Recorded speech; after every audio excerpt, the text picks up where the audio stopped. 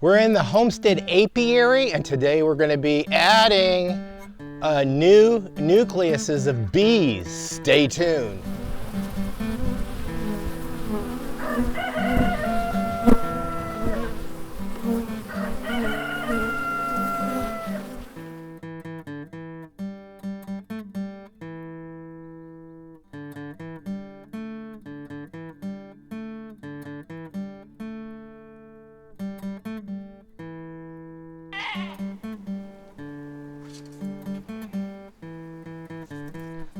Welcome back to Pine Meadows Hobby Farm. I'm your host, Jerry Hansen. I have my friend Ken Muhlestein from Zombie Apiaries over in Gold Hill, Oregon coming, and he's bringing five nucleuses over. We're putting a nucleus in the flow hive I set up in the garden. You've seen that episode already. In this episode, we're just going to stand back and watch Ken and I introduce the 4 new nukes to these hives right here.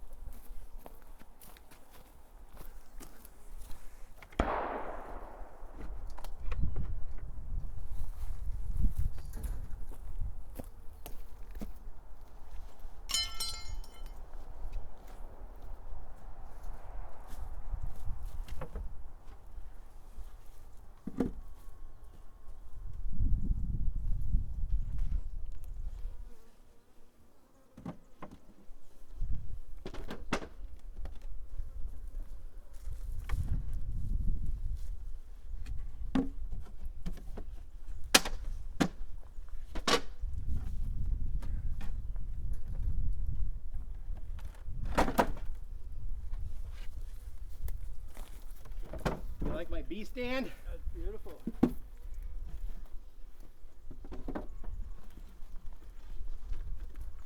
Put a lot of thought into this, at engineering it.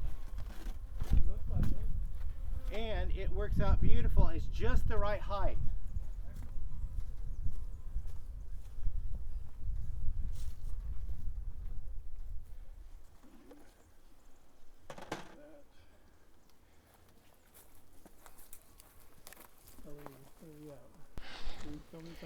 Now it took us about 45 minutes to set up the 4 nucleuses that we unpacked here.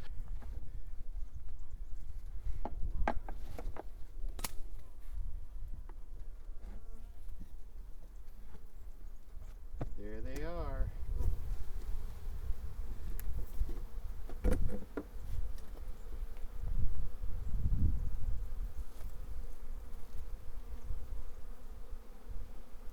These 8 or 10? These are 8 frames. No, these are 10 frames. I'm sorry. The flow hive is the only 8 frame I have. Okay. We had to unpack carefully and notice that we're moving slowly and methodically. And as Ken removes each frame from the nuke, he's actually inspecting the frame, and what he's looking for are eggs. He's looking for larvae, uncapped larvae. He's looking for capped brood. He's looking for hatching brood. And plus, he's looking for the actual queen, Her Royal Majesty herself. Right there. Okay. So there's your proof of life if we don't see the queen. Gotcha. Ooh, that's beautiful brood. Is she marked? No, she's not marked. Okay. She's just got the big butt. Yep. Fat bottom girls. Pretty much. These frames also come with some drone brood, which are the boys.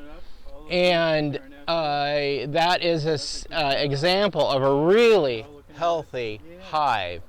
So it's going to take a while, so sit back and watch and learn a couple things, because we're going to go over a few things in dialogue what we're doing. That's brood. So this is brood is like 3 days old. Oh wow. Capped 3 days ago. Okay. Because it's light, so we Now the other one is what you want, the cells you could use that's uncapped to inspire the bees to create queen cells. Correct. Because I thought about putting a couple hives up front and putting some nuke hives up there. Right. So notice the different color now? Yeah, and So some this is darker. drone. So this is probably, look, there's one coming out right there. Aw. So it's hatching already. She's emerging. Nice. Tell the camera she's emerging. So right there is the bee emerging. She's just coming out. Oh, let me hone in on that. There you go. Brand new baby bee.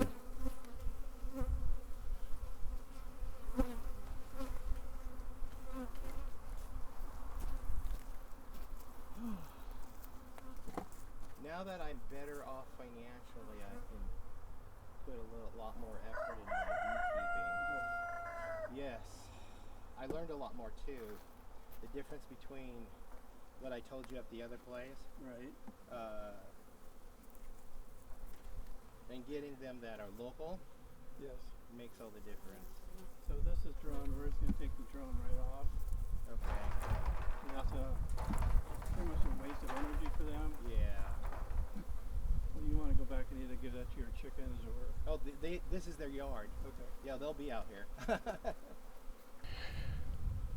So this time, this brooded bee is called the Italian bee. I had went through the Saskatchewan bee prior to this, and the Saskatchewan bees I ordered as packaged bees out of Orland, California from OB Farms. Those did well, but most of them died in the winter. I had two hives die. Two hives actually completely absconded. So I had a 50% failure, but the absconding of bees means they just packed their bags and left no bee in the hive. Well, that's kind of a good thing because the bees are out in the environment, they're still living and thriving, and they found a hollow cavity somewhere in a tree or somebody's home, so they're set up housekeeping, and that is a good thing for the environment, to maintain a population of bees.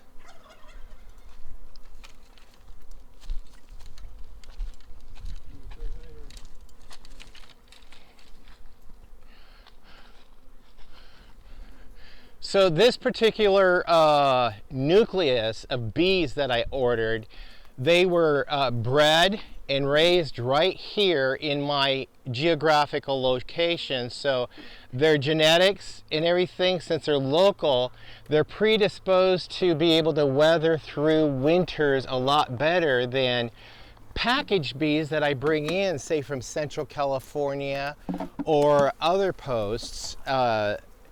I noted that Michael Palmer, he has a YouTube series on beekeeping, and he noted that scientists don't know why, but there's an 80% fail rate using packaged bees.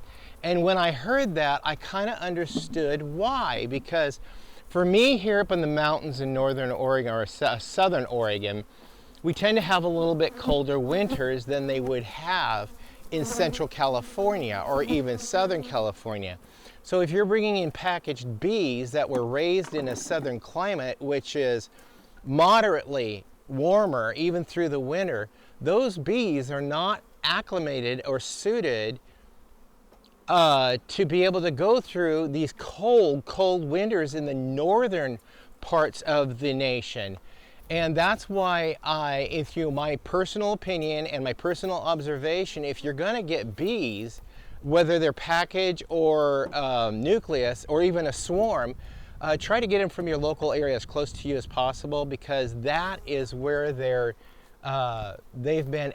bee themselves, they've been acclimated to that climate. So they have a better chance of your bees surviving over winter.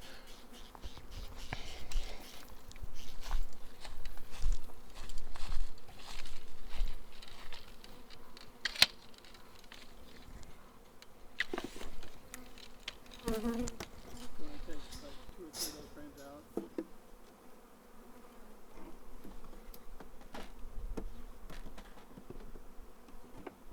Oh, that's honey.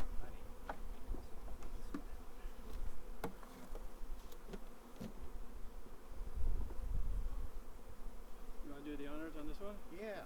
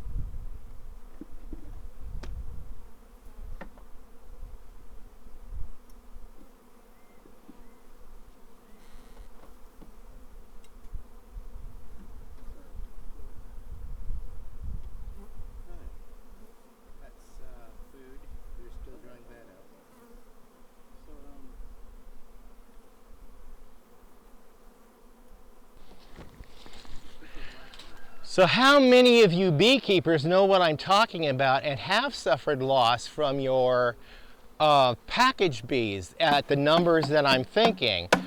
Just give us a thumbs up and that will indicate that, yeah, a lot of you are suffering from the same challenges I am. Any beekeeper anywhere is going to have loss of beehives when they buy packages, queens, etc. Yeah, you're going to have loss. So it's a tough gamble, it's a tough game, but my beekeeping adventure is more of a hobbyist and a desire to be able to provide bees for the environment. Because I'm so conscious about that. I know the decline of bees is going on around the globe, and I'm just trying to do my part. Even though as costly as it is, I don't mind. At least I'm trying and doing something to help you guys because of the food we need that these ladies go out and pollinate for us. We're dependent on these little guys. They're very needful in our culture.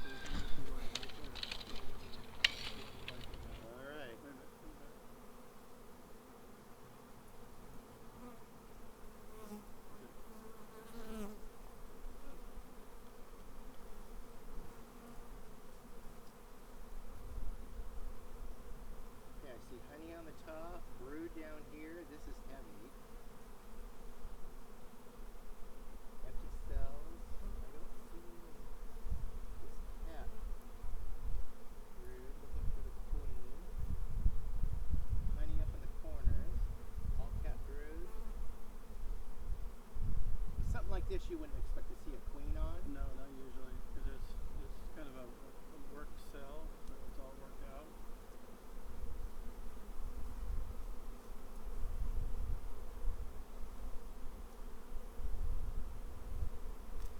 So let's break that drone off the bottom first.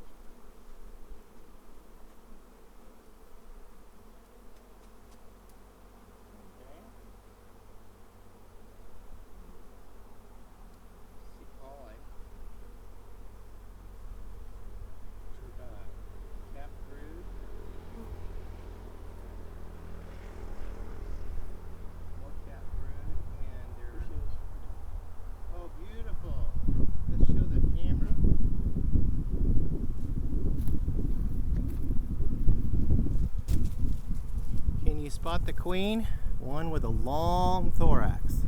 Yeah, Her Majesty is right there.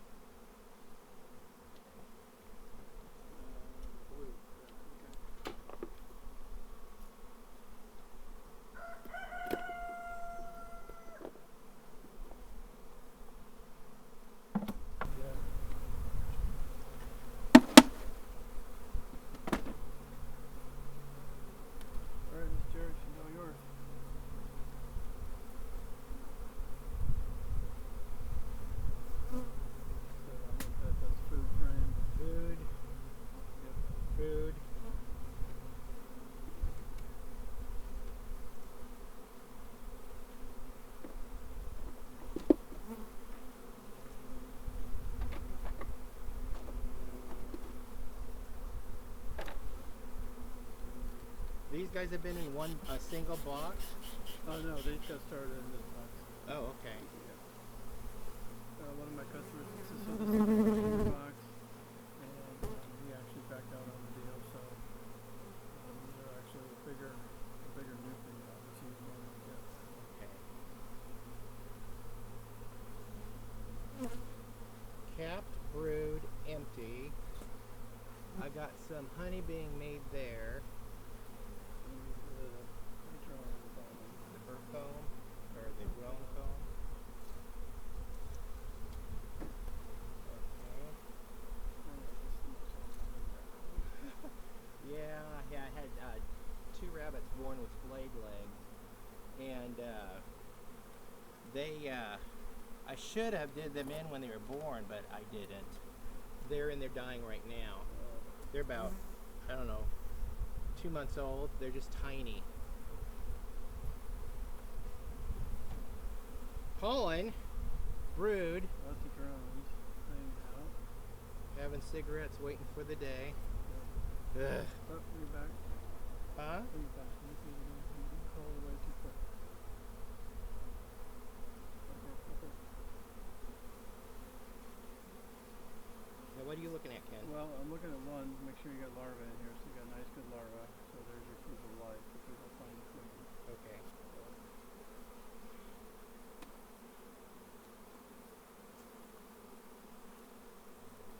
I got my sheets of styrofoam now to be able to build the winter sleeves. Nice. I'm scanning for queen, don't see her, see drone comb, cat brood, honey. I'm not seeing the brood though. It may not be. Not on that one. When she has the frame that's basically full and there's no place for her to go. Yeah. You know, I mean, she's got a beautiful solid pattern. Yeah. So I'm trying to put these in the same way I pulled them out of the other frame. Yep.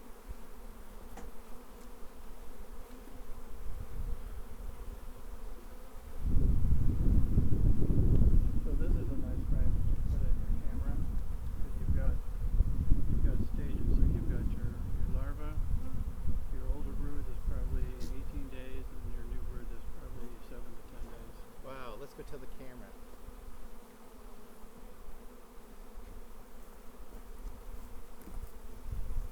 Okay, Ken says this is showing different stages of brood. You got cells with larvae in there, which are the little white babies, and then you've got a darker brood or darker pattern here, which is your older capped brood, and then the white stuff, the lighter colored, is your newly capped brood. So there's a nice Here, balance. This one, cherry. So this one's actually almost as good as the. Okay. Better. Let me get that one. I'm gonna take that one out because I'm gonna scrape off that drone. Okay. All the different colors of cat. Oh yeah, this shows different colors. White is newer cat brood, brown is older cat brood. I think it's that way because the bees come and go with dirty feet, and the more they walk on that, they're depositing what's on their feet on there, which discolors the wax. And there's some lighter colored brood, and still looking for the queen. You want to do this? Yeah, go. Oh, yeah.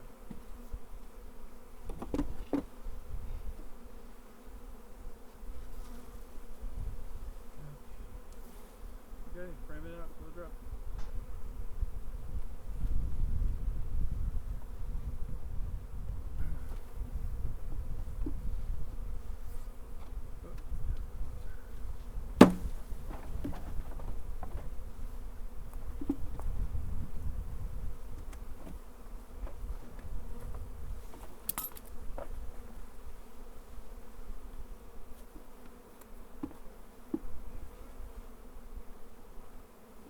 Actually going a lot faster than I thought it would.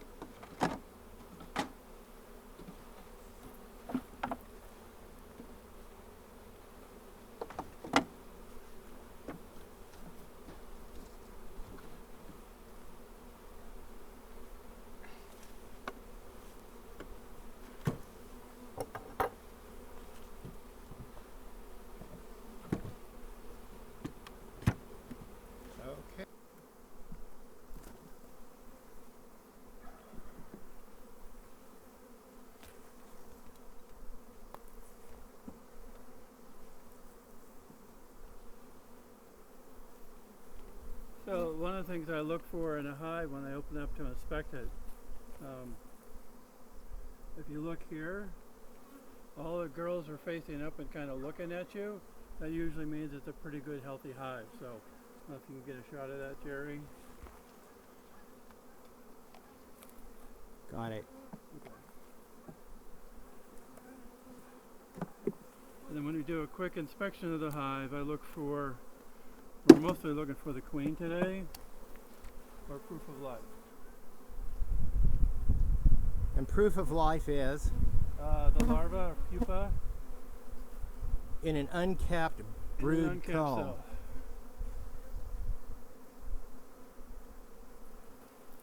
So this frame is actually pretty nice because it's mostly drone. Drone, drone, drone. Bigger, bulkier, big bulgy eyes, like a linebacker. So this is a food frame, so this one need to go here.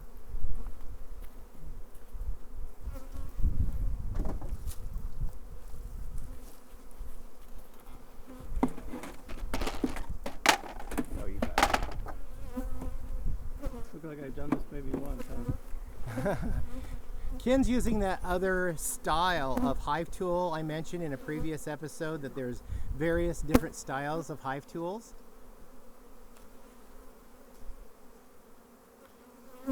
Oh, this is fun. This is a wonky comb frame.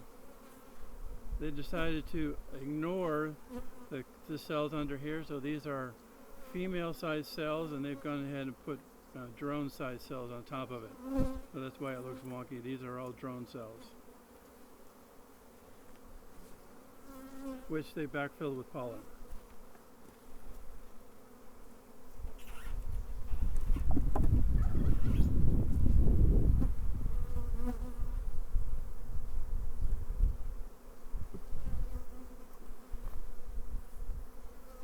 Okay, so here's our proof of life right here. So we have all the calf cells, but right there in the middle you can see the brand new larva, and it's nice and milky white. That is the royal jelly, the milky white part.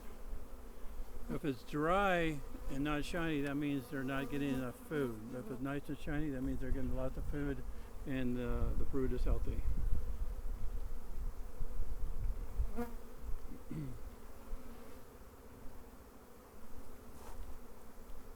And that's solid brood right there. Beautiful, beautiful. These hives will be booming with population here in the next couple of days.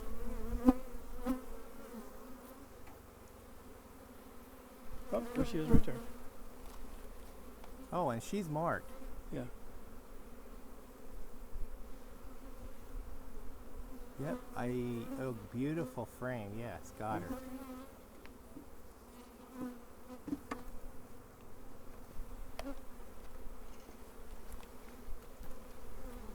So we've got the proof of life, and we actually saw the queen, which is nice. And notice how much darker this is than the other shots we had. So all of these girls are ready to hatch, probably today or tomorrow. You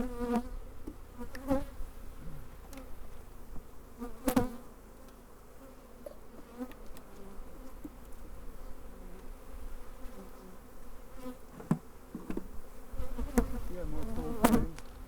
I think I do. I know I do. Down in here.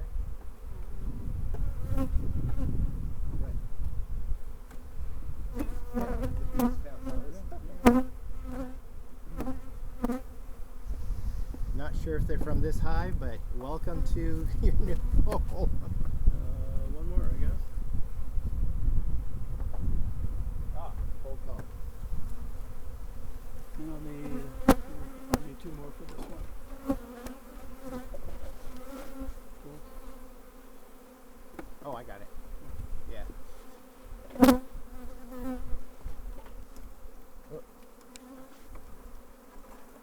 Okay.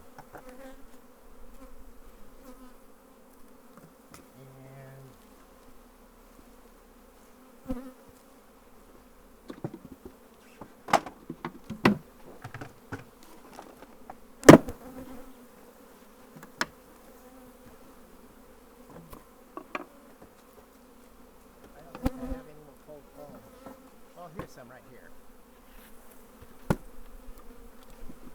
with some honey.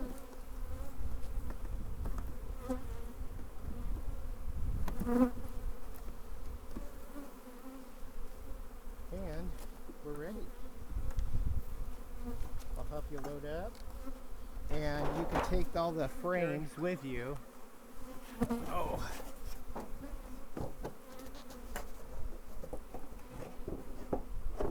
Take my inner cover.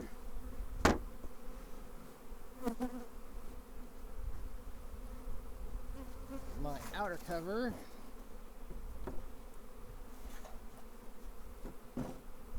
And we're set. So one more thing, Jerry. So this is a solid bottom board. One of the disadvantages that I know of a solid bottom board is all this debris. So this is wax and pollen and dead bee parts. So what happens over time is this gets built up and it gets moldy.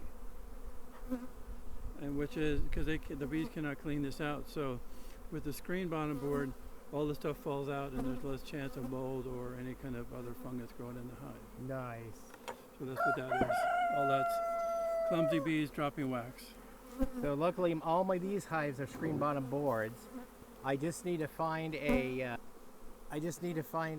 screen bottom board for an 8-frame hive. These are 10-frame hives. So Okay. This is a customer's box. And it's actually a pretty old box, but there's something really unique about this box. You can get it in the sun right there. All these divots in the corner. There you go. Yeah, what's that from? That is all created by wax moths. Oh dear. So this gentleman, his hive before he gave it to me was just destroyed by wax moths. And that's what they do. They dig a little hole like that. I'm glad I pressure washed these. And oh my, the sweet rewards that they bring. Stay tuned to the next episode. I'm going to be adding the honey supers. We're going to let these girls settle down for a couple of days. I've got to go through and do another inspection. There was a supersedure cell in one of them, so I've got some frames back here and hives back here. I'm ready to split already. So if I have to split a hive and get a nucleus that I can in turn sell and recoup some of my investment here, then I'm ready. I'm just preparing ahead of time and anticipating. So we did notice the supersedure cell, which is a queen cell they're building. And if they produce a queen, if she gets capped in there, we're moving her and some frames of brood and worker bees over there so they can nurture that queen and she can go out, get pregnant by all the drones, come back and start laying eggs in her own hive. And then I can then offer that hive for sale. Now, I want to thank Ken Muhlstein for coming over and helping me with this and teaching us some valuable information on beekeeping. Hey, if you guys like this show and if you guys learned something, yeah, give us that thumbs up. Leave a comment or a question. If the question is over my head, I will field it by Ken and we'll get the answer back to you guys so you can have a clearer understanding and a better picture as far as beekeeping goes. I'm your host, Jerry Hansen, here at Pine Meadows Hobby Farm in my apiary, adding new nucleuses or nukes to my colonies. Now we've got all 4 of these full, and I have a potential for more. Stay tuned for that episode, next episode, which is I'm going to be adding the honey supers on top of these. Please subscribe, give us a thumbs up, ring that little bell icon, that alerts you to that new video that's going to be coming. Also, please always be safe and always be kind. We'll see you guys in the next episode. Bye-bye now.